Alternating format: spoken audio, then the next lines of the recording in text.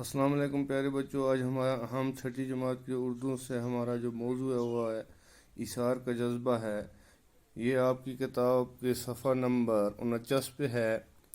چونکہ ہم نے اس کا پہلا حصہ پڑھا، ہم نے پڑھا کہ عدنان ایک کاروباری آدمی تھا اور شہر کے امیر آدمی میں اس کا شمار ہوتا تھا۔ قدرت نے اللہ نے اس کو سب کچھ دیا تھا، اگر کچھ نہیں تھا تو اولاد کی نعمت سے وہ محروم تھے، یعنی ان کی اپنی اولاد نہیں تھی۔ تو اس کے چکر میں ان نے جگہ جگہ پیروں فقیروں کے چکر لگائے، گینڈے تویز لیے، لیکن کچھ نہ ہوا، کوئی ان کی مراد جو تھی پوری نہ ہوئی۔ تو ان نے وقت گزرنے کے ساتھ ساتھ عدنان کے دوست احبابوں نے اسے مشورہ دیا۔ کچھ نے کہا کہ دوسری شادی کر لینی چاہیے، کچھ نے کہا کہ تھوڑا سا اور انتظار کیا جائے۔ تو شیبہ جو تھی وہ انتظار کے حق میں نہیں تھی، ہم نے پڑھا۔ عدنان ابھی انتظار کرنا چاہتا تھا۔ شیبہ نے مشورہ دیا جو بھی کرنا ہے تو ابھی فی الفور کر لینا چاہیے، چونکہ عدنان جو تھا وہ دوسری شادی کے حق میں نہیں تھا، اس لیے اس نے فیصلہ کیا کہ بچے کو فوراً گود لیا جائے، کسی دوسرے بچے کو گود لیا جائے اور اسے پالا پوسا جائے۔ ہوا یوں قدرت کے کرشمے کہ انہی دنوں ان کے محلے میں ایک نوجوان جوڑا جو تھا وہ ایک کار کے حادثے میں مارا گیا۔ ان نے اپنے پیچھے ایک ننھے سے بچے کو چھوڑ گئے وہ، تو عدنان اور شیبہ نے اس بچے کو گود لے لیا جس کا نام زین تھا۔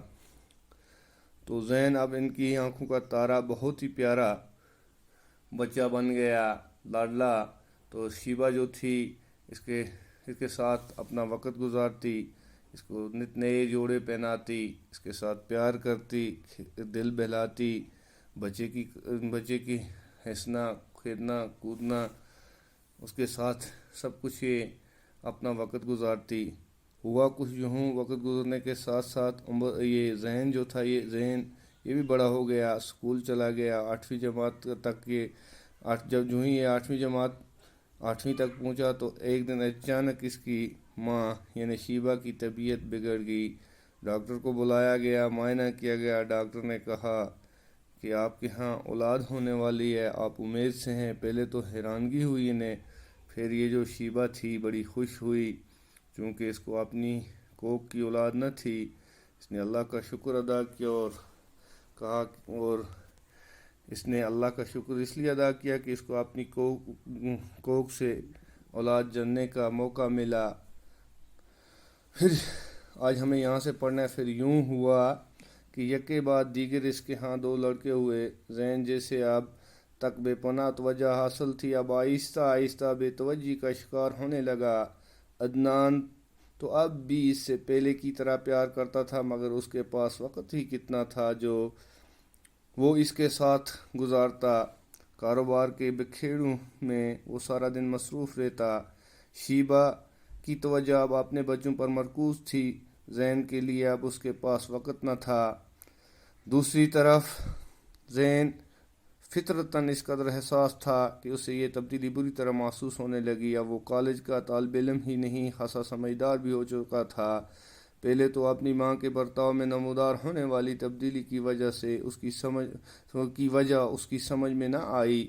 پھر ایک دن جب وہ کالج سے گھر پہنچا تو اسے ماں باپ کی گفتگو سننے کا موقع مل گیا، جس سے اس پر یہ راز فاش ہو گیا کہ وہ آج تک جنہیں اپنے والدین سمجھتا رہا ہے وہ دراصل محض اس کے پالنے والے ہیں۔ اس انکشاف سے اگرچہ اسے بڑا صدمہ ہوا، مگر اس نے ان پر ظاہر نہ ہونے دیا کہ اسے حقیقت معلوم ہو چکی ہے۔ ماں کے برتاؤ نے ذہن کے دونوں بھائیوں کے مزاج کو بھی متاثر کیا اور وہ اسے اپنا شریک سمجھ کر اس سے نفرت کرنے لگے۔ عدنان نے شیبہ اور اپنے دونوں لڑکوں کو بہت سمجھانے کی کوشش کی، لیکن ان کے کان پر جوں تک نہ رینگی۔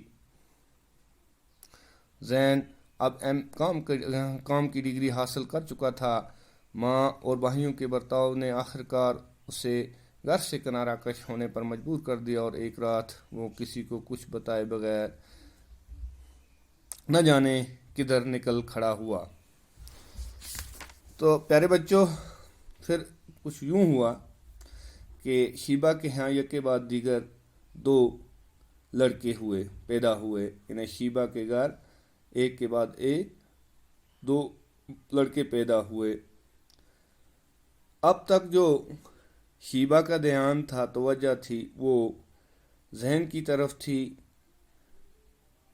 تو اس اولاد یعنی 2 بچوں کے ہونے کے بعد آہستہ آہستہ دھیرے دھیرے جو شیبہ کا دھیان تھا وہ ذہن سے ہٹتا گیا، بے توجہی کا شکار ہونے لگا۔ وہ اپنے ہی بچوں کی طرف توجہ مرکوز اس نے اپنی کی، اپنی نظریں، اپنا دھیان، اپنا پیار، محبت، سب کچھ اپنے ہی بچوں کی طرف لگانا شروع کر دیا۔ اس نے ذہن کی طرف کوئی توجہ نہ دی۔ پیار، محبت، شفقت بری نظروں سے دیکھنا، سب کچھ اسے بے توجہی کا عالم ہو گیا، یعنی ذہن ان کی نظروں سے تھوڑا اوجھل ہوتا گیا۔ اس کی محبت جو ذہن کے ساتھ تھی اس میں کمی آتی گئی، بے توجہی کا شکار ہو گیا۔ عدنان جو تھا وہ تو پہلے ہی کی طرح ذہن سے پیار کرتا، اس میں کوئی کمی نہیں آئی، لیکن عدنان چونکہ اپنے کاروبار میں مصروف تھا، اس کے پاس کوئی وقت نہیں تھا۔ وہ سارا وقت وہ اپنے کاروبار کی طرف لگا دیتا تھا، اسے فرصت نہیں ملتی، کیونکہ ذہن جو تھا وہ اب سمجھدار ہو چکا تھا، بالغ ہو چکا تھا۔ وہ کالج کا طالب علم ہی نہیں تھا بلکہ وہ خاصا سمجھدار ہو چکا تھا۔ جو ہی اس نے اپنی ماں کے کردار میں یہ تبدیلی دیکھی تو اس سے یہ تبدیلی بری طرح محسوس ہونے لگی۔ تو اس کو احساس ہونے لگا کہ اس کا اچانک اس کے برتاؤ، اس کی محبت میں کیوں اتنا فرق آ گیا ہے۔ پہلے تو اسے کچھ سمجھ ہی نہیں آئی کہ اچانک اتنی تبدیلیاں اس کے ماں کے برتاؤ میں کیوں آئی ہیں۔ اس تبدیلی کی اسے سمجھ ہی نہ آئی۔